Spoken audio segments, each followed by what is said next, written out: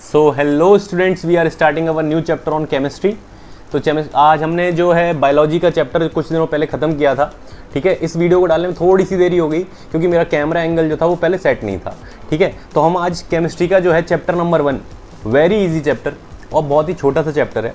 ठीक है, आप में इसमें क्या क्या इंपॉर्टेंट है वो हम धीरे धीरे से डिस्कस करेंगे और वो आपके जो एग्जाम ओरिएंटेड चीज़ें हैं वो यहाँ पर आपको मिल जाएंगी। तो यहाँ पर चैप्टर नंबर 1 है जिसका नाम है केमिकल रिएक्शन एंड इक्वेशंस। इसको आज हम डिस्कस करेंगे जैसे पहले वाला चैप्टर किया था। होपफुली आपको वो चैप्टर बहुत अच्छे से समझ आया होगा और मैंने सोचा कि मैथ्स के लिए आपके लिए पूरा थ्योरी ना बनाकर आपको शॉर्ट्स में ख़त्म कराया है।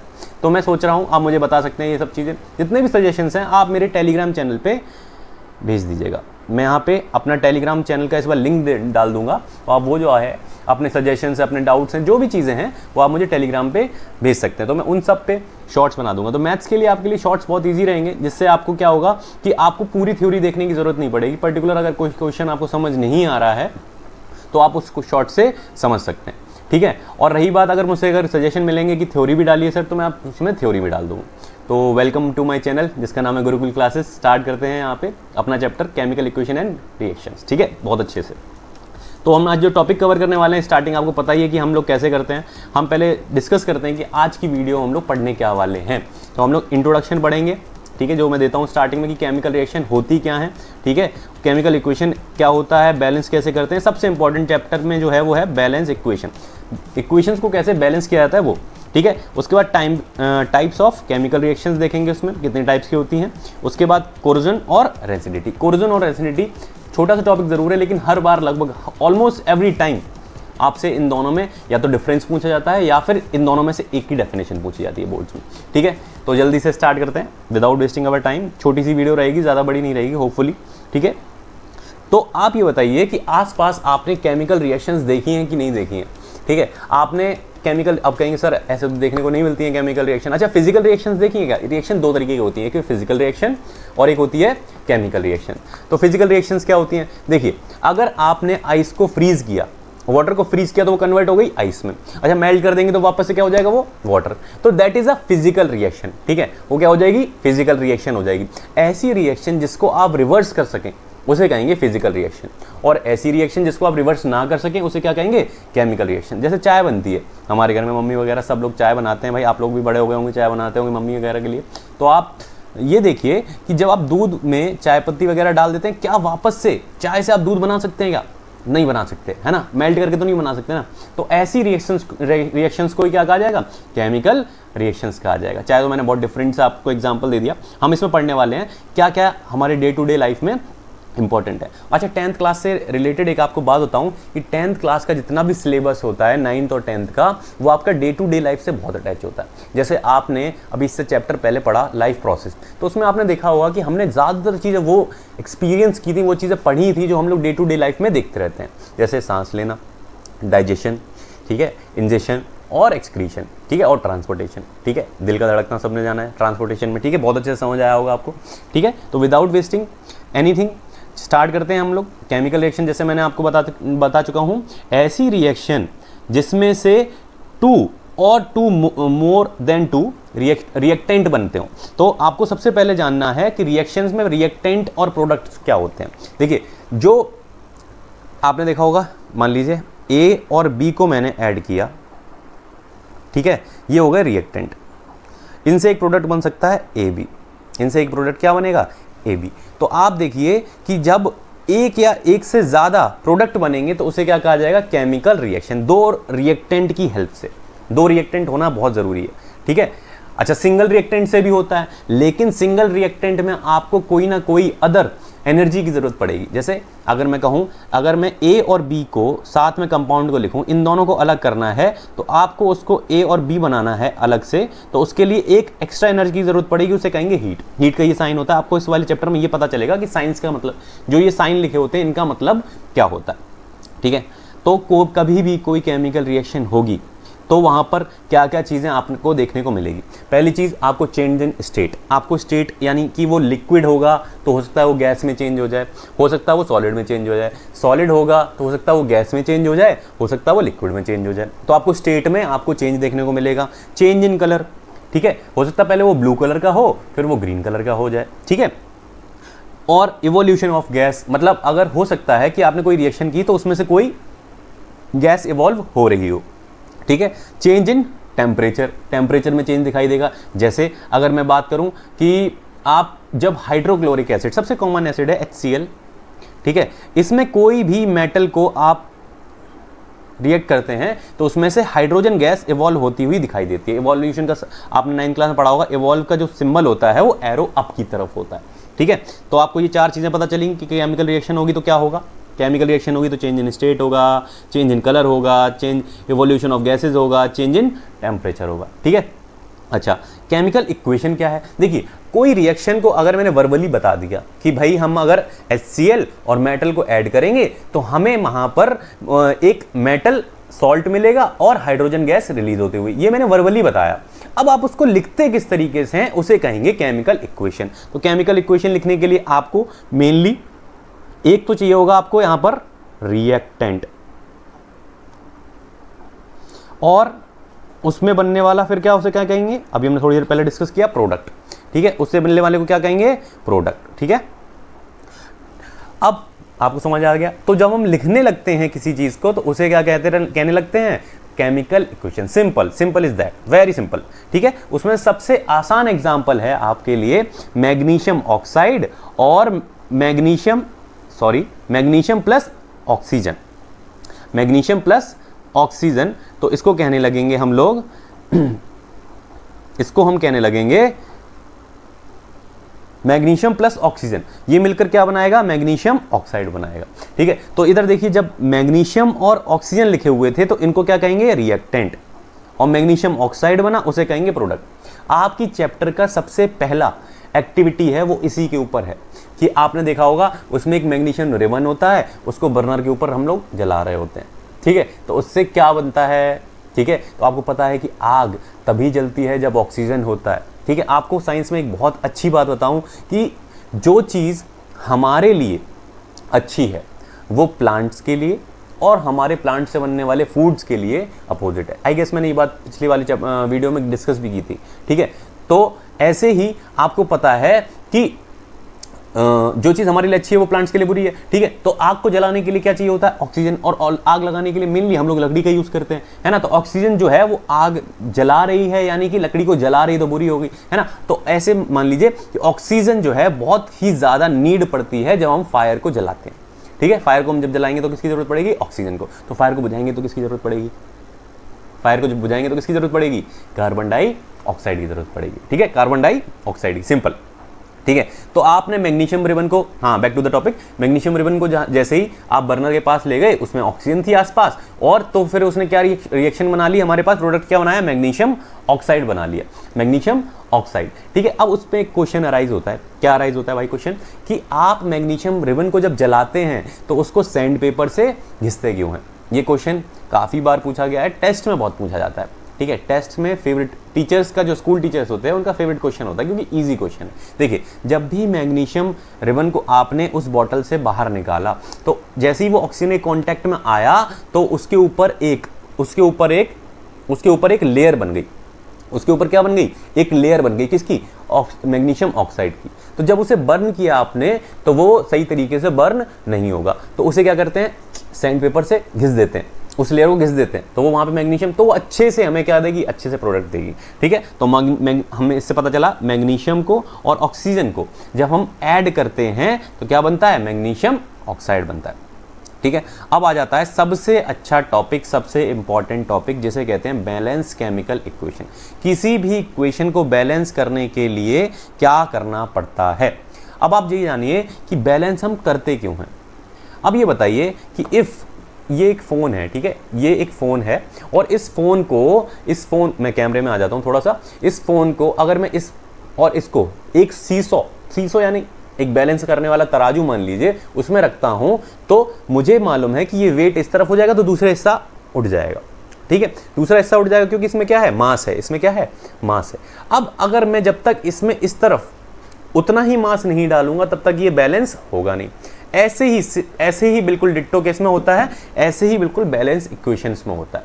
बैलेंस इक्वेशंस में होता है। जब तक नंबर ऑफ एटम दूसरी इस तरफ रिएक्टेंट की तरफ और प्रोडक्ट की तरफ बराबर नहीं होंगे तो उसे बैलेंस हम नहीं करेंगे। तो नंबर ऑफ एटम्स को हमें क्या करना पड़ता है, इक्वल करना पड़ता है। तो chemical equation that show chemical reaction need to be balance, balance होना बहुत जरूरी है। क्यों बैलेंस करते हैं उसका अभी आपको एक अच्छा सा रीजन और बताऊंगा। A balanced chemical equation occur when the number of atom involved in the reactant side is equal to the number of atom to the product side।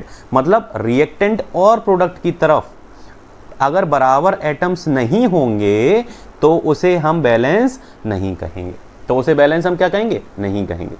बात समझ आई आपको, ठीक है। अब हम जानते हैं इसका एक और रीजन जो आपको आंसर में लिखना है, ठीक है। आपने सुना होगा कंजर्वेशन ऑफ एनर्जी, ठीक है, 9th क्लास में ज्योग्राफी में पढ़ाया जाता है कंजर्वेशन ऑफ एनर्जी, ठीक है।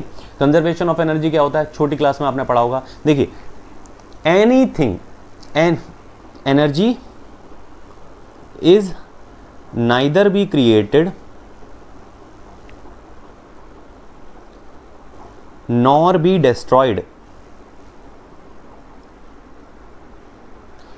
it can only transfer one place to another, ठीक है। It can only transfer one place to another. ये तो हो गई एनर्जी की बात की। एनर्जी को हम ना ही क्रिएट कर सकते हैं ना ही डिस्ट्रॉय कर सकते हैं। हम क्या कर सकते हैं, एनर्जी को ट्रांसफर कर सकते हैं। अब इसका एग्जांपल क्या है, जैसे मान लीजिए फॉर एग्जांपल एक बैटर ने बॉल को हिट किया, तो अपनी जो स्ट्रेंथ थी उसने वो बैट के जरिए बॉल पे लगाई और बॉल वो दूर तक क्यों गई, क्योंकि उसकी जो एनर्जी थी वो ट्रांसफर हो गई बॉल में। तो एनर्जी वो डिस्ट्रॉय नहीं हुई, वो क्या हो गई, ट्रांसफर हो गई बॉल में। कुछ एनर्जी जो होती है वो वेस्ट होती है लेकिन हीट की फॉर्म में होती है, इसीलिए हम लोग जो है स्वेट होता है हमारे, ठीक है, हम लोग स्वेटिंग करते हैं, ठीक है, स्वेटिंग होती है हमारी, ठीक है। ऐसे ही कंजर्वेशन ऑफ एक चीज होती है, कंजर्वेशन ऑफ। अब जहां पर भी ये कंजर्वेशन वर्ड आ जाएगा वहां पर आपको याद रखना है कि बस आपको वहां पर वो वर्ड चेंज कर देना है। कंजर्वेशन ऑफ मास हो गया तो यहां पे क्या आ जाएगा, mass is neither be created nor be destroyed, it can transfer one place to another. Simple कि मास को भी हम क्या कर सकते हैं, क्या डिस्ट्रॉय कर सकते हैं, नहीं कर सकते। क्या हम अपनी तरफ से मास को ऐड कर सकते हैं, नहीं कर सकते। तो हम क्या कर सकते हैं, सिंपल ट्रांसफर कर सकते हैं। तो रिएक्टेंट का जो मास था जब वो प्रोडक्ट बनाया होगा तो क्या वो मास नहीं ट्रांसफर हुआ होगा, मास भी ट्रांसफर हुआ होगा भाई। जो वेट था उसका मास था वो ट्रांसफर हुआ होगा कि नहीं हुआ होगा। तो हमने एक तरफ तो भाई जो मास था वो रख लिया, दूसरी तरफ हमें अपनी तरफ से क्या करना पड़ेगा, बैलेंस करना पड़ेगा, ठीक है। समझ आया आपको, आई होप ये बात समझ आई होगी। तो आपसे क्वेश्चन आता है why do we need to balance a chemical reaction, हमें केमिकल रिएक्शन को बैलेंस करने की जरूरत क्यों पड़ती है। तो आपको मैंने बता दिया, just because of law of conservation of mass, ठीक है, समझ आ गया। आप लिख लेंगे ये चीज, सिंपल, बहुत इजी है, ठीक है। अब हम जानते हैं कि हम बैलेंस कैसे करते हैं केमिकल रिएक्शंस को। अच्छा, आपको एक बात बताता हूं मैं कि जब भी आप इक्वेशंस को, केमिकल रिएक्शंस की जो इक्वेशंस हैं उनको बैलेंस करिए ना, तो आप अपने हाथ में ना एक पेंसिल जरूर रखिएगा, बोर्ड्स में भी, ठीक है। अगर इसकी प्रैक्टिस अच्छी हो जाएगी तो पेंसिल की भी नीड नहीं पड़ेगी आपको। मान लीजिए यहाँ Zn और H2SO4 लिखा हुआ है, ठीक है, और प्रोडक्ट क्या बन रहा है, ZnSO4 प्लस H2O, ठीक है, प्लस H2। यहाँ हाइड्रोजन गैस इवॉल्व हो रही है। अच्छा, अब एक और बात, रिएक्शन आप जब लिखते हैं तो आपको एक बात ध्यान रखनी है कि जब रिएक्शन लिखें तो ये Zn है तो ये नेचर में किस फॉर्म में पाया जाता है वो लिखना बहुत इंपॉर्टेंट है। जैसे ये सॉलिड फॉर्म में पाया जाता है, ये रूल्स हैं कुछ, सॉलिड फॉर्म में पाया जाता है, हम यहाँ बनाएंगे S, ठीक है। अच्छा, आपको पता है कि H2SO4 ये क्या है कि वाटर में डिसॉल्व हो जाता है, ठीक है। तो वाटर में डिसॉल्व हो जाएगा तो इसे लिखेंगे एक्वस, इसे कहेंगे एक्वस, AQ लिखेंगे इसके लिए। फिर ये सॉल्ट है, ये सॉल्ट है तो ये सॉलिड फॉर्म में हो गया, और ये गैस है तो इसको हम क्या कहेंगे, गैस की फॉर्म। ये लिखना बहुत इंपॉर्टेंट है, ये रूल्स हैं कुछ, ठीक है, जो हमारी इक्वेशन को बहुत सुंदर बनाते हैं, ठीक है। अच्छा, अगर यहाँ पर वाटर होता, यहाँ पर अगर वाटर होता तो आप इसके नीचे क्या लिखते, इसके नीचे लिखते L, यानी कि लिक्विड, ठीक है। बात समझ आया, तो ये लिख लिया हमने। अच्छा, अब अब हम बैलेंस करेंगे, देखते हैं। देखिए यहाँ पर Zn जो है इसके एटम 1 है, इधर भी Zn के क्या है एटम 1 है, तो हमें बैलेंस करने की कोई ज़रूरत नहीं। हाइड्रोजन के कितने हैं 2, हाँ हाइड्रोजन के इधर भी 2 हैं। अच्छा SO4 सल्फेट के 4 हैं, इधर भी सल्फेट के 4 हैं, यानी कि ये रिएक्शन ऑलरेडी बैलेंस्ड है, आपको नीड नहीं है बैलेंस करने की। अब आ जाते हैं हम बैलेंस करेंगे तब कैसे करेंगे, तो एक और एग्जाम्पल रखा है मैंने, Fe यानी आयरन और वाटर 3 सॉरी मिस्टेक मैं यहाँ हटा देता हूँ।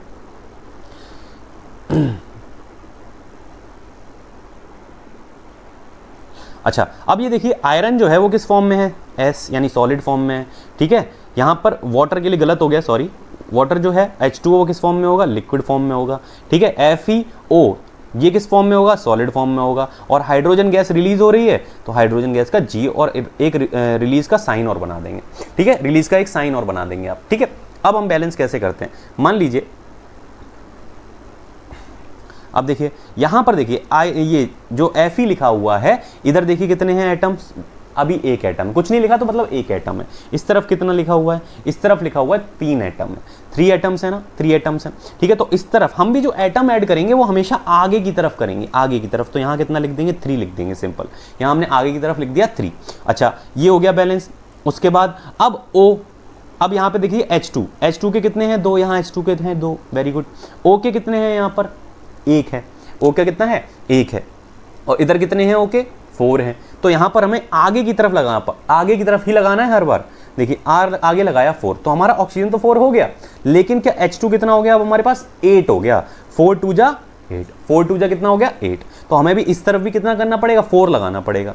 अब देखिए अब हो गया 4 2 जा 8, ठीक है। पेंसिल मैंने आपको इसलिए किया है ताकि आप उस पर इरेज कर पाएं इजीली, ठीक है। उसको इरेज करेंगे तो दोबारा से, क्योंकि आपको हिट एंड ट्रायल मेथड इसमें करना पड़ेगा, हिट एंड ट्रायल मेथड करके ही ये क्वेश्चंस जो हैं वो हो पाते हैं बैलेंस इक्वेशन वाले। आपकी एक्सरसाइज का नंबर, एक्सरसाइज का क्वेश्चन नंबर आई गेस 5 है, 6 है, 7 है और 8 है। अगर आपने उनको बहुत अच्छे से लगा लिया तो आपको शायद बोर्ड्स में भी हेल्प किसी और बुक की लेने की नहीं है, ठीक है। बाकी मैं उनको लगवा दूंगा, बहुत अच्छे से लगवा दूंगा, बहुत ईजी क्वेश्चन है वो। अब हम आ जाते हैं, टॉपिक हमारा जो है वो है टाइप्स ऑफ केमिकल रिएक्शंस, कि केमिकल रिएक्शंस जो होती हैं वो कितने तरीके की होती हैं। देखिए केमिकल रिएक्शंस होती हैं कॉम्बिनेशन रिएक्शन, फिर आपसे पूछा जाएगा डिफरेंस पूछा जाता है, और एक आपको इक्वेशन दे दी जाएगी और आपसे पूछ लिया जाएगा ये किस टाइप की रिएक्शन है, ठीक है। कॉम्बिनेशन है, एक्सोथर्मिक है, एंडोथर्मिक है, डिकम्पोज है, या फिर हमारी डिस्प्लेसमेंट है या डबल डिस्प्लेसमेंट है, ठीक है, रिडॉक्स है। आपसे ये सारी चीज़ें पूछी जाएंगी कि ये किस तरीके की, डरने की ज़रूरत नहीं है, बहुत ईजी है, बहुत ईजी है। आपको इस तरीके से बता दूंगा, आपको आगे कभी प्रॉब्लम आएगी ही नहीं। अच्छा अब मैंने आपको पहले वाली वीडियो में बताया था कि अगर आपको साइंस पढ़नी है तो थोड़ी सी अगर इंग्लिश अगर आपको आती है अच्छे से तो आपको कोई प्रॉब्लम आने वाली नहीं है। कॉम्बिनेशन रिएक्शन, देखिए नाम में ही इसका काम छुपा हुआ है। क्या है काम भाई, कॉम्बिनेशन यानी कंबाइन हो रहा है, ए और बी एक रिएक्टेंट हैं और ये दोनों मिलकर एक सिंपल रिएक्टेंट या एक सिंपल कंपाउंड बना रहे हैं ए बी। तो ये कैसी रिएक्शन हो जाएगी, कॉम्बिनेशन रिएक्शन हो जाएगी। जब दो रिएक्टेंट मिलकर एक सिंगल प्रोडक्ट बनाएंगे तो उसको हम कहेंगे कॉम्बिनेशन रिएक्शन। देखिए यहां पर एक एग्जांपल दे रखा है कि CaO यानी कि calcium oxide react with water. देखिए यहाँ पे सॉलिड और लिक्विड ऐसे लिखा हुआ है हर बार, है ना। एक्वस का मतलब मैं आपको बता चुका हूं, जो वाटर में डिसॉल्व हो जाए। तो ये क्या बनाएगा, कैल्शियम हाइड्रोक्साइड बनाएगा। क्या बनाएगा ये, कैल्शियम हाइड्रोक्साइड, ठीक है। अच्छा नाम में आप लोगों को प्रॉब्लम होती है तो कुछ नाम मैं आपको ये कहूंगा कि आपको याद करने पड़ेंगे, ठीक है, और निकनेम बहुत याद करने पड़ेंगे। 10th में थोड़ा सा निकनेम का करना पड़ेगा, निकनेम आपको थोड़े से याद करने पड़ेंगे। डोंट वरी, धीरे धीरे हम लोग वो भी सीख जाएंगे, ठीक है। अगर आप जुड़े रहेंगे तो धीरे धीरे ये भी सीख जाएंगे, ठीक है। तो अब देखिए यहां पर कैल्शियम ऑक्साइड और वाटर ने मिलकर क्या बनाया, देखिए ये एक प्रोडक्ट था, ये बी प्रोडक्ट था, इसने क्या बना, सॉरी ए रिएक्टेंट था, बी रिएक्टेंट था, इसने क्या बना लिया हमारे साथ, ए बी प्रोडक्ट बना लिया, यानी ए बी कंपाउंड बना लिया, ठीक है। इस कंपाउंड का नाम क्या है, कैल्शियम हाइड्रोक्साइड। इसी का कॉमन नेम क्या है, स्लेग्ड लाइम। इसी का कॉमन नेम क्या है, स्लेग्ड लाइम, ठीक है। कॉम्बिनेशन रिएक्शन समझ गए, बहुत ईजी है ना। दो रिएक्टेंट मिलकर एक प्रोडक्ट बना देंगे, ठीक है। ऐसे एक और देखिए, बर्निंग ऑफ कोल। कोल क्या होता है, कार्बन होता है। अब कार्बन बर्न करेगा किसकी प्रेजेंस में बर्न करेगा, ऑक्सीजन के प्रेजेंस में होगा। अच्छा ये बताइए, अगर आपको याद है पुरानी वीडियो तो आप मुझे बताइए कि अगर आपने अच्छे से देखी है कि जब भी कोई रिएक्शन ऑक्सीजन की प्रेजेंस में होती है तो वो रिएक्शन कौन सी, क्या कहलाती है वो रिएक्शन, मेरे ख्याल से कि रिएक्शन क्या कहलाती है आप मुझे बताएंगे कमेंट सेक्शन में, ठीक है। उसका आंसर मैं अगली वीडियो में दूंगा, ठीक है। आई होप आपको याद होगा, ठीक है। तो बता देता हूं, उसको कहते हैं एरोबिक रिएक्शन, उसको कहेंगे एरोबिक रिएक्शन, ठीक है। तो देखिए यहाँ पे कार्बन जो है ऑक्सीजन के साथ जब बर्न हुआ तो उसने क्या बना लिया, कार्बन डाइऑक्साइड बना लिया। कार्बन डाइऑक्साइड वाटर के साथ डिसॉल्व हो जाती है, इसीलिए उसको क्या लिखा है हमने, एक्वस रखा है। आई गेस यहाँ पे बहुत सारी मिस्टेक्स हैं, सॉरी, यहाँ पे गैस होगा, ठीक है, यहाँ पे गैस होगा क्योंकि carbon dioxide is a gas, ठीक है। फॉर्मेशन ऑफ वाटर, वाटर की फॉर्मेशन देखिए, हाइड्रोजन गैस और ऑक्सीजन गैस मिली तो उसने क्या बना लिया, वाटर बना लिया। उसने क्या बना लिया, water, it is a liquid, ठीक है।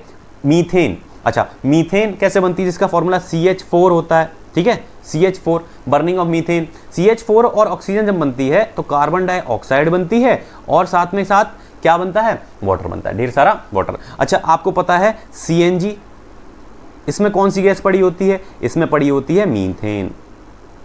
अच्छा जो आपकी LPG सिलेंडर है, LPG सिलेंडर, उसके अंदर कौन सी गैस होती है, उसके अंदर होती है ब्यूटेन, ठीक है, उसके अंदर होती है ब्यूटेन, ठीक है। तो हम अगर जब अपना चैप्टर पढ़ेंगे कार्बन एंड कंपाउंड या ऑर्गेनिक कंपाउंड नाम से भी ये चैप्टर बहुत फेमस है, उसमें हम जानेंगे कि मीथेन कैसे फॉर्म होती है, ब्यूटेन कैसे फॉर्म होती है, बहुत इजी, आप लोग आराम से सीख लेंगे उसको भी, ठीक है।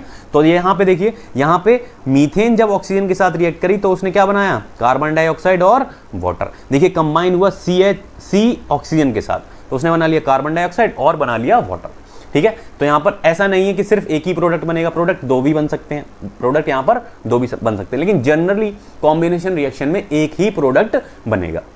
उसके बाद आ जाते हैं एक्सोथर्मिक रिएक्शन में, ठीक है। मैंने अभी बताया था, अगर आपको इंग्लिश आती है तो आप आराम से कर जाएंगे। तो बताइए बाहर निकलने को क्या कहते हैं, बाहर निकलने को कहते हैं एग्जिट, ठीक है। तो यहाँ पर एग्जिट किसका हो रहा है, एक्सोथर्मिक। अगर इसको आप तोड़ेंगे तो यहाँ पर आप जानेंगे कि एक्सोथर्मिक का मतलब एग्जिट ऑफ थर्मिक, ठीक है। एग्जिट ऑफ थर्मिक मतलब एग्जिट ऑफ हीट, हीट बाहर निकलेगी। जब भी ऐसी रिएक्शन होगी तो आपकी हीट जो है बाहर निकलेगी। इसका बहुत अच्छा एग्जांपल है हमारा रेस्पिरेशन में, जो हमने पढ़ा था। रेस्पिरेशन में देखिए, जब हमने जो खाना खाया, ठीक है, उससे हमें मिला ग्लूकोज, उससे ग्लूकोज मिला, हमने जब इनटेक ऑफ गैसेस किया तो हमें मिली ऑक्सीजन। तो ग्लूकोज और ऑक्सीजन जब भी मिलेंगे तो वो क्या बनाएंगे, कार्बन डाइऑक्साइड, वाटर और energy, energy in the form of heat and ATP, heat and ATP, 38 ATP, ठीक है, 38 ATP, ठीक है। तो ये वाला आपको बहुत अच्छे से एग्जांपल समझ आया होगा, ये वाला हमारी डेली टू डे लाइफ में है कि नहीं, ठीक है। तो जब हीट एग्जिट करेगी तो उसे क्या कहेंगे, हम उसे कहेंगे एक्सोथर्मिक रिएक्शन, उसे हम कहेंगे एक्सोथर्मिक रिएक्शन, ठीक है। एंडोथर्मिक, एंडो मतलब एंट्री, ठीक है, एंट्री मतलब हीट की एंट्री हो रही है। अब ऐसी रिएक्शन के लिए हमें क्या चाहिए होता है, ऐसी रिएक्शन के लिए सराउंडिंग में हमें हीट चाहिए होती है। जैसे कुकिंग ऑफ फूड, घर में खाना बनता है, आपने देखा होगा गैस लाइट करनी पड़ती है, क्यों, क्योंकि हमें चाहिए हीट, अच्छी अमाउंट में हीट चाहिए, खाना तभी तो पकेगा, है ना, खाना क्या करेगा, तभी तो पकेगा कि नहीं, ठीक है। तो आपको हीट चाहिए अच्छी अमाउंट में, तो उसे कहेंगे एंडोथर्मिक रिएक्शन, ठीक है। उसके बाद देखिए, और या फिर आपको और बताऊं, डिकम्पोजिशन ऑफ वेजिटेबल्स, यानी कि वेजिटेबल्स का सड़ना। तो वहां पे भी क्या, गर्मी, जब आप देखिए आजकल गर्मी बहुत ज़्यादा है, तो आपने देखा होगा खाना जो है बहुत जल्दी खराब होता है, ठीक है। तो वेजिटेबल्स भी बहुत जल्दी खराब होती हैं, क्यों, क्योंकि हीट पड़ रही है, एंडोथर्मिक रिएक्शन हो रही है वहां पे डे टू डे लाइफ से, है ना। आ गया डे टू डे लाइफ का एग्जाम्पल, ठीक है। उसके बाद आते हैं डिकम्पोजिशन रिएक्शन। डिकम्पोजिशन रिएक्शन आपकी इन सारी रिएक्शंस में सबसे इंपॉर्टेंट है, क्योंकि ये तीन तरीके की होती हैं, तीन तरीके की होती हैं। एक होती है फोटोलिटिक, एक होती है आपकी थर्मोलिटिक, और एक होती है आपको इलेक्ट्रोलिटिक, ठीक है। जैसे मैंने बोला नाम वैसा काम। फोटोलिटिक यानी कि यहां पे आपकी सनलाइट जो है वो, उसकी हेल्प से अगर चीजें डिकम्पोज हो रही हैं, डिकम्पोज यानी कि अगर मैं कहूं, इसको कहना गलत नहीं होगा कि ये जो है अपोजिट ऑफ कॉम्बिनेशन रिएक्शन है। कॉम्बिनेशन रिएक्शन, कॉम्बिनेशन रिएक्शन में क्या था कि दो प्रोडक्ट थे और दो रिएक्टेंट थे और एक प्रोडक्ट बन रहा था। यहां पे क्या होगा, यहां पर एक ही रिएक्टेंट है और दो प्रोडक्ट बन रहे होंगे, ठीक है। बस यहां पे जरूरत किसकी पड़ जाती है, जैसे यहां पे अगर मैं कहूं फोटोलिटिक में, तो यहां सनलाइट की जरूरत पड़ेगी। जैसे आपने देखा होगा फोटोसिंथेसिस, तो खाना कब बनता है, जब सनलाइट बनती है। खाना पेड़ों का कब बनता है, जब सनलाइट उन्हें प्रोवाइड होती है, ठीक है। तो यहां पर वो फोटोलिटिक का एग्जांपल क्या हो गया, फोटोसिंथेसिस हो गया। थर्मोलिटिक, थर्मो मतलब मैंने आपको बता दिया हीट, तो हीट के लिए आपको क्या लगाना पड़ेगा। अब यहां पर हीट के लिए आपको यहां पर जो एरो बना है उसको, हीट को लिखने के लिए आपको एक ट्राइंगल बनाना पड़ता है, या आप हीट लिख दीजिए। ट्राइंगल अगर सिंबल आपको दिखाई दे रहा है रिएक्शन में, दैट मीन्स कि वो क्या है, वहां पे हीट आ रही है, वहां पे हीट इन्वॉल्व हो रही है, ठीक है। तो यहां पर हीट इन्वॉल्व होगी तो यहां पे आपको दो प्रोडक्ट दिखाई देंगे। उसके बाद अब आ जाइए इलेक्ट्रोलिटिक पे। इलेक्ट्रोलिटिक यानी इलेक्ट्रोलिटिक में आपको इलेक्ट्रिसिटी, जहां पर इलेक्ट्रिसिटी यूज हो रही हो तो उसे कहेंगे इलेक्ट्रोलिटिक रिएक्शन। आपको इलेक्ट्रोलिटिक का एक एग्जांपल बताता हूं बहुत अच्छा, ठीक है। आप देखिए फॉर्मेशन ऑफ ऑक्सीजन जब होती है, यानी कि आपको एक सोल्यूशन दे दिया, ठीक है, और उसमें एक कैथोड रे बना दी और कैथोड डाल दिया और एनोड डाल दिया, ठीक है। इन दोनों को आपने अटैच कर दिया एक इलेक्ट्रिक वायर से, ये नेगेटिव हो गया, ये पॉजिटिव हो गया, ठीक है। अच्छा, अब ये वाटर है, ये इसको कहेंगे ब्राइन सोल्यूशन। ब्राइन सोल्यूशन क्या होता है भाई, सॉल्ट और वाटर का मिक्सचर होता है, सॉल्ट एंड वाटर का मिक्सचर होता है, उसे कहते हैं ब्राइन सोल्यूशन, ठीक है। सॉल्ट क्यों डाला जाता है, salt is a good conductor of electricity, इसलिए, ठीक है। और वाटर में हाइड्रोजन होती है और क्या होता है, ऑक्सीजन। तो उनको अलग अलग करने के लिए हम किसकी यूज करते हैं, इलेक्ट्रिसिटी का यूज करते हैं। तो it is a very good example of electrolytic reaction, ठीक है, समझ गए आप। ब्राइन सोल्यूशन आपकी एक्टिविटी में भी है, ब्राइन सोल्यूशन जो है आपकी एक्टिविटी में है और वो पूछा गया है लास्ट ईयर में, ठीक है। तो इलेक्ट्रिसिटी वाला भी समझ गए। इलेक्ट्रोलिटिक में क्या होगा, इलेक्ट्रिसिटी होगा। यहां क्या था, हीट था थर्मोलिटिक में। इलेक्ट्रोलिटिक में क्या होगा आपका, यहां पर होगा इलेक्ट्रिसिटी, ठीक है, इलेक्ट्रिसिटी होगा यहां पे, ठीक है। अब यहां पे मैंने कुछ एग्जांपल्स दे रखे हैं आपके लिए, जैसे फेरस सल्फेट है, देखिए एक ही यहां पर रिएक्टेंट है और प्रोडक्ट देखिए कितने सारे, दो से ज्यादा बन रहे हैं, दो या दो से ज्यादा, ठीक है। तो ये देखिए फेरस सल्फेट जो है वो फेरिक ऑक्साइड में हीट की हेल्प से, यहाँ पे देखिए आप हीट की जगह पे यहाँ पे ट्राइंगल भी बना सकते थे, हीट की हेल्प से इसे अलग किया गया, जिसमें फेरिक ऑक्साइड बना और साथ साथ में यहाँ पे सल्फर डाइऑक्साइड, सल्फर ट्राइऑक्साइड बना, ठीक है। तीन चीजें बन गई यहाँ पे।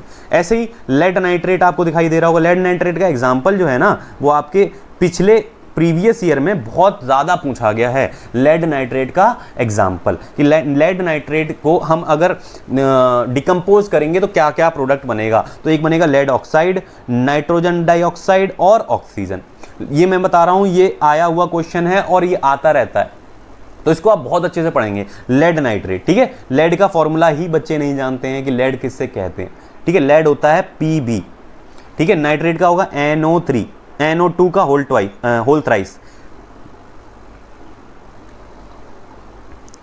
PbNO2 का होल थ्राइस, इसे कहेंगे लेड नाइट्रेट। अच्छा, अब यहाँ पे देखिए इन्होंने जो यहाँ पे बैलेंस किया वो भी देखिए जरा। देखिए यहाँ पे पहले जब ये 2 नहीं लिखा था, उससे पहले यहाँ पे लेड के कितने एटम्स थे, केवल एक था, ठीक है, एक था यहाँ पर भी एक था, बैलेंस थी भाई। उसके बाद अगर मैं कहूँ नाइट्रोजन डाइऑक्साइड, यहाँ पे देखिए नाइट्रोजन डाइऑक्साइड के पास 3 थे और यहाँ पर एक था, लिखने से पहले एक था, ठीक है। अच्छा, तो यहाँ पर हमें 3 करना पड़ेगा, इसीलिए मैंने आपको पेंसिल की हेल्प लेने के लिए कहा था। तो 3 किया भाई, 3 किया तो यहाँ पर देखिए, यहाँ पे तो 3 हो गया। अच्छा, ऑक्सीजन अगर देखें, नाइट्रोजन तो आपके पास 3 हो गए, ऑक्सीजन की बात करिए तो 2 3 जा 6, और यहाँ अगर मैं देखूँ 2 3 जा 6 तो यहाँ बन रहे हैं, लेकिन ये 2 हैं, ये 2 भी तो हैं, तो अगर उससे पहले देखा जाए तो ये 4 हो गए, ये 4 हो गए, तो हमें वहां पे एलसीएम लेना पड़ेगा। देखिए यहाँ पे हो सकता है आपको थोड़ा सा समझने में प्रॉब्लम हो रही हो, क्योंकि बहुत ही कंजेस्टेड जगह है। मैं आपको जो क्वेश्चंस है ना उनमें समझा दूंगा अच्छे से, उसमें आपको बिल्कुल प्रॉब्लम नहीं आने वाली, ठीक है। उसमें आपको बताऊंगा कि कैसे पेंसिल की हेल्प से आपको यूज करना है उसको, ठीक है, ठीक है। चलिए आगे बढ़ते हैं धीरे धीरे, क्योंकि हमें इस वीडियो को जल्दी से जल्दी खत्म करना है और आपको 1.5x पे लगाने की कोई जरूरत नहीं। आराम से बैठिए, इसको बस एक बार रीड आउट, एक बार वीडियो देख लीजिए और उसके बाद क्वेश्चन लगाइए, ठीक है। नोट्स बहुत इंपॉर्टेंट है, मैंने आपको पहले भी बताया, नोट्स आर वेरी इंपॉर्टेंट। ठीक है, अब आ जाते हैं सिल्वर क्लोराइड। देखिए सिल्वर क्लोराइड में किसकी यूज किया है, सनलाइट का। तो ये किस तरीके की होगी, सनलाइट थर्मो फोटोलिटिक रिएक्शन होगी। ये कैसी होगी, फोटोलिटिक। तो यहाँ सिल्वर क्लोराइड को जब आप रखेंगे सनलाइट में तो सिल्वर अलग हो जाएगा, क्लोराइड अलग हो जाएगा। ठीक है, एक क्वेश्चन आता है कि फोटोग्राफी में कौन सा जो कंपाउंड है उसे यूज किया जाता है, तो सिल्वर क्लोराइड जो है वो यूज किया जाता है फोटोग्राफी में। ऐसे ही सिल्वर का एक यूज और होता था पहले, उसे वोटर इंक कहते थे, सिल्वर नाइट्रेट। ठीक है, उसका यूज किया जाता था इंक पे, यहाँ लगाने के लिए, बहुत दिनों तक जाती नहीं है वो। ठीक है, आपको पता होना चाहिए कि वो जो वोट करके आते हैं फिर यहाँ पे इंक लगा देते हैं, उसमें होता क्या है, सिल्वर नाइट्रेट। ये छोटे छोटे क्वेश्चंस हैं जो वन वर्ड में पूछे गए हैं। ठीक है, ऑब्जेक्टिव टाइप में। फिर उसके बाद आ जाता है सिल्वर और ब्रोमीन। इनको आपने सनलाइट में रखा, सिल्वर को और ब्रोमीन को अलग कर दिया गया। ठीक है, तो ये क्या और फोटोग्राफी में यूज होता है, ब्लैक एंड व्हाइट फोटोग्राफी में मैं आपको बता चुका हूं, are used in black and white photography.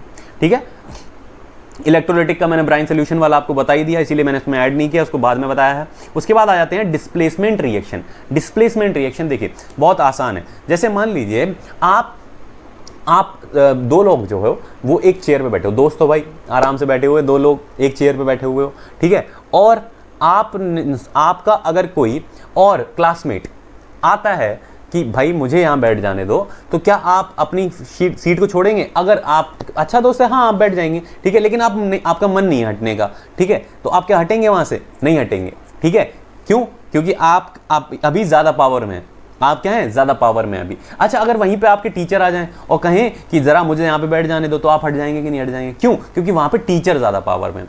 तो जो ज़्यादा रिएक्टेंट होते हैं, जो मेटल्स ज़्यादा रिएक्टेंट होते हैं, वो जो हल्के रिएक्टेंट, कम रिएक्टेंट मेटल्स होते हैं, उनको डिस्प्लेस कर देते हैं।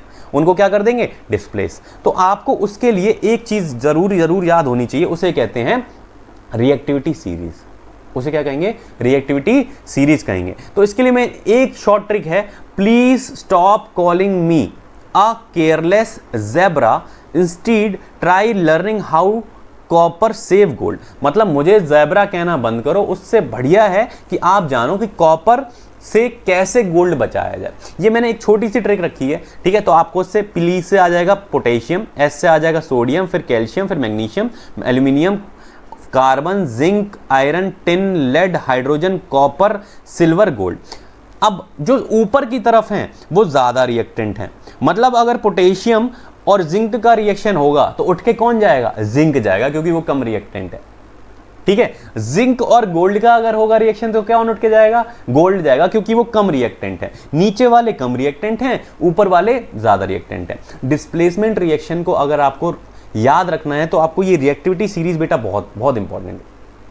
इसको कैसे भी करके आप अपने माइंड में डाल दीजिए। आप अपनी भी ट्रिक बता सकते हैं और आप अपने मेरे टेलीग्राम चैनल पे भी शेयर कर सकते हैं, हो सकता है मैं आगे उसको यूज कर लूं। ठीक है, तो डिस्प्लेसमेंट रिएक्शंस क्या होती हैं? डिस्प्लेसमेंट रिएक्शन में क्या होता है कि displacement reaction is the chemical reaction in which a reactant element displays less reactive element from its compound. Both metals non-metal take part displacement reaction. इसमें मेटल भी पार्ट लेते हैं और नॉन मेटल भी पार्ट लेते हैं। जैसे अगर मैं कहूं A और B कंपाउंड है, ठीक है, सॉरी,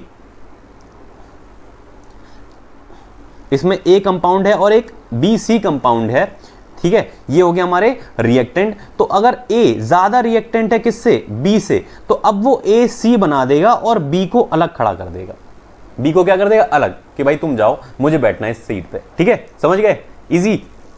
ठीक है, तो देखिए आयरन और कॉपर सल्फेट, इन दोनों का रिएक्शन दिया। अब हम आएंगे रिएक्टिविटी सीरीज में। देखिए आयरन, देखिए कहां पर है? आयरन आयरन आयरन, ये रहा आयरन, ये रहा। ठीक है, और कॉपर की बात करी जाए वो है नीचे। तो देखिए आयरन जब इसके साथ रिएक्ट करेगा तो कॉपर को अलग कर देगा ना, कॉपर को अलग कर देगा। देखिए यहां पे ऐसा हुआ है क्या? देखिए आयरन जब रिएक्ट हुआ कॉपर सल्फेट के साथ, तो उसने बनाया हमारा कॉपर को हटा दिया। कॉपर को हटा दिया तो क्या बनाया? आयरन सल्फेट बना लिया। क्या बना लिया? आयरन सल्फेट, और कॉपर को अलग कर दिया। कॉपर को क्या कर दिया? अलग। ठीक है, ऐसे ही देखिए लेड और कॉपर का यहां पर आ रहा है, दो मेटल देखिए। तो देखिए लेड कहां है? लेड कहां है? लेड कहां है? लेड ये रहा, और कॉपर फिर नीचे है, तो कॉपर को बेचारे को फिर से अलग कर दिया। कॉपर को क्या करा? फिर से अलग कर दिया। ठीक है, तो ज्यादा रिएक्टेंट होगा उसे क्या करेगा? उसको डिस्प्लेस कर देगा। इसीलिए इसका नाम क्या है? डिस्प्लेसमेंट रिएक्शन है। ठीक है, बहुत ईजी है ये वाला भी। ठीक है, बस आपको ये वाली जो रिएक्टिविटी सीरीज है इसको याद करना पड़ेगा बच्चा। ठीक है, उसके बाद आ जाते हैं डबल डिस्प्लेसमेंट रिएक्शन। अच्छा, डबल डिस्प्लेसमेंट रिएक्शन और डिस्प्लेसमेंट रिएक्शन का कोई भी लेना देना नहीं है। ठीक है, आप ऐसे जान लीजिए, इनका कोई आपस में कोई भी लेना देना नहीं है। ठीक है, वहां पर केवल क्या था, अच्छा डिस्प्लेसमेंट रिएक्शन में क्या था मैं आपको बता दूं, डिस्प्लेसमेंट रिएक्शन में जो ज्यादा पावरफुल था वो अलग कर देता था, वो बना लेता था अपना AC के साथ और B को अलग कर दिया। डबल डिस्प्लेसमेंट में ऐसा नहीं है भाई। डबल डिस्प्लेसमेंट देखिए आयंस का चेंज होता है, चेंज ऑफ आयंस। देखिए एक और याद करने का तरीका बताऊं, देखो दोनों में, यहाँ ऊपर देखेंगे आपको एक यहाँ पर सिंगल मेटल या नॉन मेटल मिलेगा और इधर देखिए आपको एक कंपाउंड मिलेगा। यहाँ पर दोनों ही कंपाउंड होंगे, यहाँ पर AB और CD दो मिले, तो जो देखिए अब देखिए पहला वाला जो है वो रिएक्ट करेगा लास्ट वाले के साथ, क्योंकि बेटा जब भी हम कोई कंपाउंड लिखते हैं तो पहले लिखते हैं मेटल, फिर उसके बाद लिखते हैं नॉन मेटल।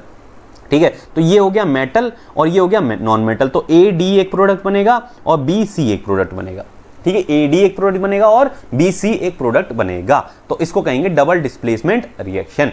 ठीक है, इसमें आयंस का चेंज होता है। Double displacement reaction is also known as double displacement reaction.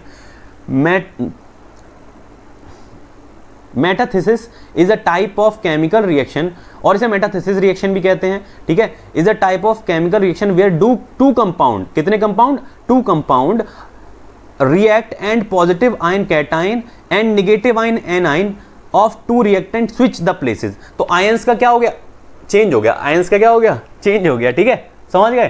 तो यहां देखिए A था ये और यहां पे था B, ये था C, ये था D। अब देखिए A का D के साथ होगा, A का D के साथ होगा और B का C के साथ होगा। देखिए A का D के साथ होगा तो देखिए सोडियम और क्लोरीन दोनों मिले तो क्या बना लिया, सोडियम क्लोराइड बना लिया। ठीक है, B का C के साथ हुआ तो यहां पे क्या आ जाएगा, देखो मेटल को पहले लिखते हैं तो बेरियम सल्फेट, इसे क्या बना दिया, बेरियम सल्फेट। अब ठीक है, अब आ जाते हैं रिडॉक्स रिएक्शन पे। रिडॉक्स रिएक्शन मैं ज्यादा इसलिए नहीं इसमें डिस्कस करने की कोशिश कर रहा हूं क्योंकि मुझे मालूम है कि इसमें टाइम टेकिंग है और मुझे ये वीडियो बड़ा नहीं करना है। ठीक है, as simple as that. Redox reaction, redox reaction क्या होती है, देखिए आपने ऑक्सीडेशन का नाम सुना है और रिडक्शन का नाम सुना है, नहीं सुना है तो अब सुन लेंगे, कोई बड़ी बात नहीं है भाई। ऑक्सीडेशन क्या होता है, जब भी ऑक्सीजन ऐड हो जाएगी, addition of oxygen and reduction of या रिड्यूसिंग ऑफ हाइड्रोजन, तो ये से कहेंगे ऑक्सीडेशन रिएक्शन। और यहां उल्टा है, यहां पे क्या है, एडिशन ऑफ हाइड्रोजन और रिडक्शन ऑफ ऑक्सीजन, तो इसे कहेंगे हम रिडक्शन रिएक्शन। और जहां पर ये ऑक्सीडेशन और रिडक्शन दोनों होती हैं तो उसे क्या कहेंगे, redox reaction. Redox reaction, reduction and oxidation जहां दोनों फॉलोज हो रही हैं उन्हें कहेंगे रिडॉक्स रिएक्शन। अब देखिए जैसे ये वाला एग्जांपल है, जैसे अगर मैं कहूं यहां पे देखेंगे कि कॉपर ऑक्साइड है और हाइड्रोजन के साथ रिएक्ट कर रही है, ये क्या है, ये हीट है, ये क्या है, ये हीट है। ठीक है, तो कॉपर ऑक्साइड जब रिएक्ट की हाइड्रोजन के साथ तो उसने क्या फॉर्म करा, कॉपर फॉर्म किया। देखिए यहां पे कॉपर जो है ना उसमें से ये निकल के आ रहा है, ऑक्सीजन हट गया, ऑक्सीजन हट गया तो यानी कि यहां क्या हो रहा है, रिडक्शन हो रहा है, रिडक्शन। ठीक है, यहां क्या हो रहा है, रिडक्शन हो रहा है, एक मिनट बस, हाँ यहां हो रहा है रिडक्शन। अच्छा, यहां ऑक्सीजन हटके और मिल किसके साथ गया, हाइड्रोजन के साथ, तो हाइड्रोजन में एडिशन ऑफ ऑक्सीजन हो रहा है, तो यहां इसे क्या कहेंगे, इसे हम कहेंगे ऑक्सीडेशन कहेंगे, ऑक्सीडेशन। अब देखिए जहां पे ऑक्सीडेशन और रिडक्शन दोनों हो रहे होते हैं तो ऐसी रिएक्शन को क्या कहेंगे, रिडॉक्स रिएक्शन कहेंगे, सिंपल, रिडॉक्स रिएक्शन। ठीक है, रिडॉक्स रिएक्शन कहेंगे। ठीक है, अब इसमें ऑक्सीडाइजिंग एजेंट और जान लेते हैं। It is a substance which gives oxygen और गेन हाइड्रोजन, ऐसे सब्सटेंस जो अपनी ऑक्सीजन को दे देते हैं और हाइड्रोजन को गेन कर लेते हैं तो उसे कहेंगे ऑक्सीडाइजिंग एजेंट। जैसे इस वाली रिएक्शन में मैं कहूंगा कि कॉपर ऑक्साइड जो था ना वो था, सॉरी कॉपर ऑक्साइड कह रहा हूं, जो कॉपर ऑक्साइड था ना वो क्या हो गया, वो ऑक्सीडाइजिंग एजेंट हो गया, क्योंकि उसने क्या कर लिया, हाइड्रोजन को ऑक्सीजन को दे दिया, ऑक्सीजन को दे दिया। ठीक है, और मैं कहूं रिड्यूसिंग एजेंट कौन होते हैं, रिड्यूसिंग एजेंट वो होते हैं जो हाइड्रोजन को दे देते हैं और ऑक्सीजन को गेन कर लेते हैं। तो यहां पर रिड्यूसिंग एजेंट क्या हो गया, हाइड्रोजन हो गया।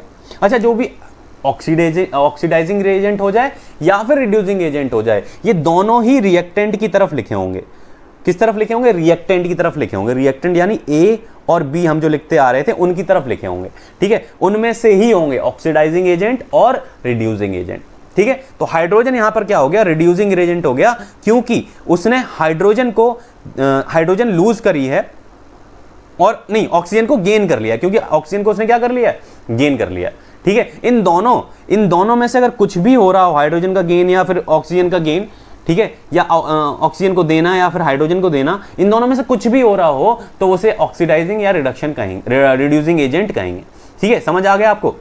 अब हमारे इस चैप्टर का ऑलमोस्ट लास्ट टॉपिक है, जिसको कहते हैं कोरोजन और रेंसिडिटी। सिंपल देखो, किसी भी चीज का गलना, खराब होना, डिकम्पोज होना, तो इसको कहेंगे कोरोजन, ठीक है। किसी और रिडक्शन, दोनों हैं एक ही चीज, लगभग हैं एक ही चीज। कोरोजन तो होता है किसी भी चीज का गलना या फिर खराब होना।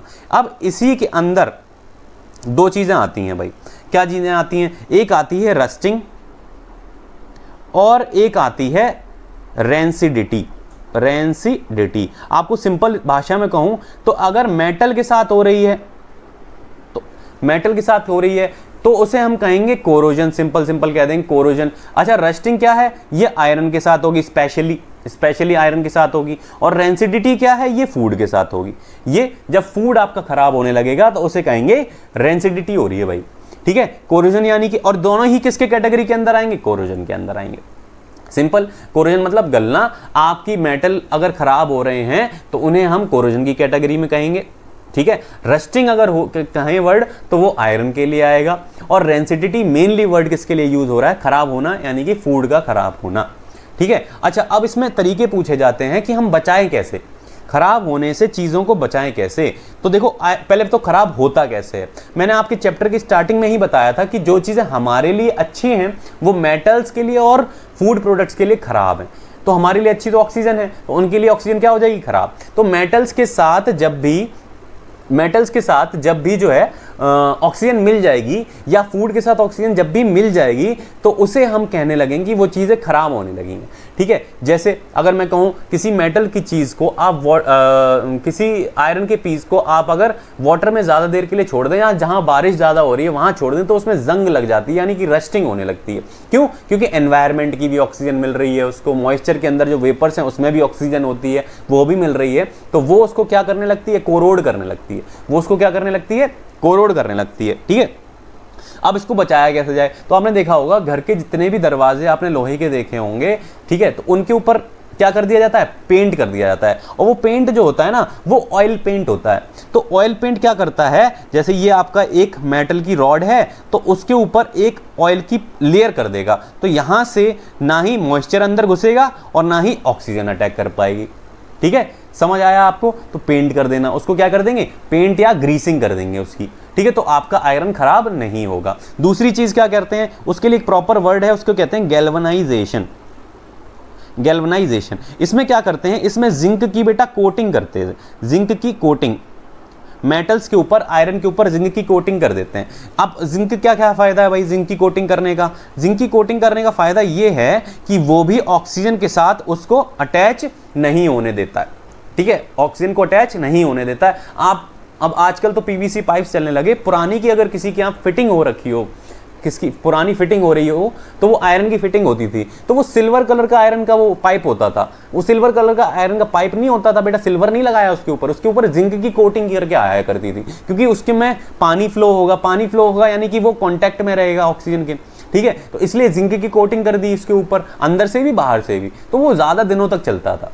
हालांकि अब वो बंद हो गए हैं, क्योंकि वो ज़्यादा दिनों तक नहीं चलने के बाद वो बहुत ज़्यादा डैमेज करने लगे, सीपेज आने लगा था, वॉल्स में क्या आने लगता है, सीपेज। अब पीवीसी ने उसकी जगह ले ली है, तो वाटर आराम से फ्ली होता है, कोई रस्टिंग की कोई प्रॉब्लम आती ही नहीं है, ठीक है। अच्छा, ऐसे ही अगर मैं कहूँ रेंसिडिटी, व्हाट इज रेंसिडिटी, तो मैंने आपको बताया जब फूड आइटम्स ऑक्सीजन की कांटेक्ट में आ जाते हैं, और क्योंकि उनके फूड आइटम्स के अंदर होता है फैट ऑयल, ठीक है, और वो बहुत दिनों तक अगर बाहर रख दिए जाएं, ऑक्सीजन के कांटेक्ट में रख दिए जाएं, due to oxidation of fat and oil present in the food material, they get rancidised, ठीक है। वो रेंसिडिटी की अटैक में आ गए, उनके वो खराब होना स्टार्ट हो गए।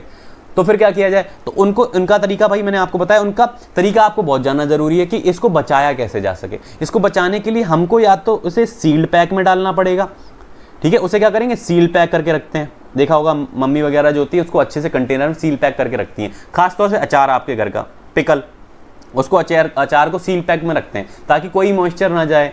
को आपसे कहा भी जाता है कि गीले हाथों से मत छुओ भाई, बहुत डांट लगती है उसकी, मेरे ऊपर तो बहुत पड़ती थी भाई, ठीक है। तो अचार वगैरह है उसको सील पैक में डाल दिया जाता है, ठीक है, सील पैक। दूसरा तरीका क्या है फिर रेंसिडिटी से बचने के लिए, आपने देखा होगा जो चिप्स के पैकेट आते हैं, चिप्स के पैकेट क्या वो हवा के पैकेट होते हैं, ठीक है। कुछ कंपनीज हैं वो हवा के पैकेट बेचती हैं, उसके अंदर थोड़े 4-5 पोटैटो के चिप्स डाल दिए गए, उस हवा के पैकेट में वो हवा जो होती है, वो हवा क्या होती है, वो हवा होती है नाइट्रोजन।